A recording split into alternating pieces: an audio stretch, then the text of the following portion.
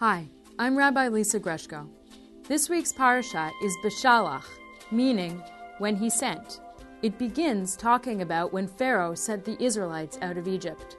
It's one of the most exciting parshiot in the Torah, and we'll learn an important lesson about taking the first step to being partners with God. Our story picks up after the 10th plague. That last plague was so terrible that Pharaoh finally told the Israelites to leave Egypt, and we were already on our way when Pharaoh changed his mind. He decided that he didn't want to let go of his slaves after all. So he led his army and he started to chase right after them. The Israelites were stuck. Pharaoh's army was behind them, and ahead of them was a sea. Most people call it the Red Sea, so that's what we'll do now. But really we think it was the Sea of Reeds. Either way, it was a sea, and the Israelites were trapped.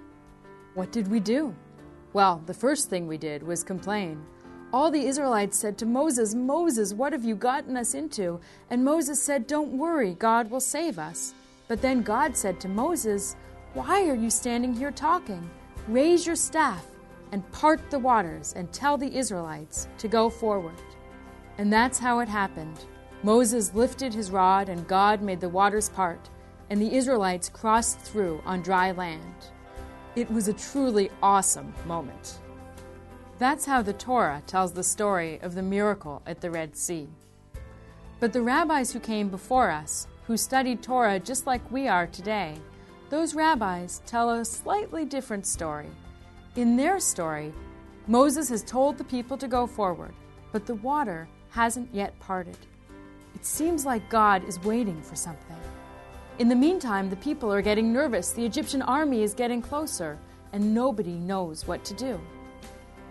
At that exact moment, a man named Nachshon stepped into the water. He took one step, then another, and another, until the water was right up to his mouth. He was about to go under when the waters parted. That was the moment of the miracle. What on earth was Nachshon doing?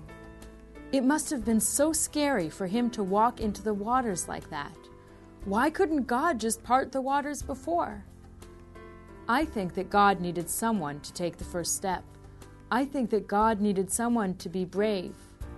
Remember, Pharaoh had sent us out of Egypt, but God still needed to know that we really wanted to be free. Not just free to stay up late and eat junk food, but free to be partners with God. That's what I think God was waiting for. Partners. God didn't want to just make a miracle and make us free. God wanted us to want to be free. God wanted us to step up, just like Nachshon did, and take a stand for freedom.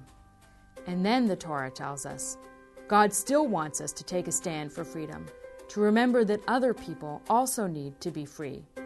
Whether it's as exciting as crossing the Red Sea or as ordinary as going to school, freedom is something that everybody needs.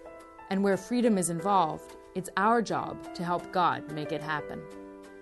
We all have the chance to be partners with God every day by helping other people and by bringing more freedom to our world. The story of Nachshon shows us that God will help, but God needs to know that we will help too. Together, we can make miracles.